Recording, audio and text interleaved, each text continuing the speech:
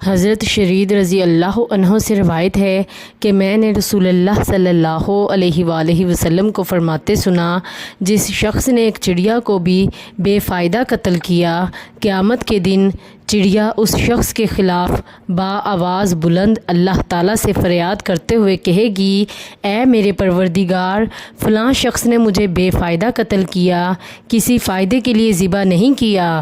سنن نسائی حدیث نمبر 4451۔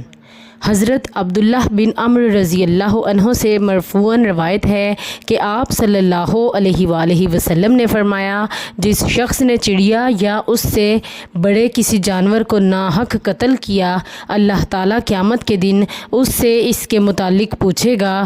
پوچھا گیا، اللہ کے رسول، اس کا حق کیا ہے؟ آپ صلی اللہ علیہ وآلہ وسلم نے فرمایا، اس کا حق یہ ہے کہ اسے ذبح کر کے کھائے، اس کا سر کاٹ کر پھینک نہ دے۔ سنن نسائی حدیث نمبر 4450۔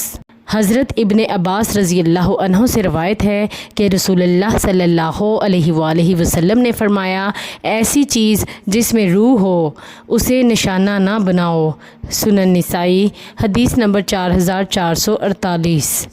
حضرت ابن عمر رضی اللہ عنہ بیان کرتے ہیں کہ میں نے رسول اللہ صلی اللہ علیہ وآلہ وسلم کو فرماتے سنا، اللہ تعالیٰ اس شخص پر لعنت فرمائے جو کسی جاندار کا مسئلہ کرے۔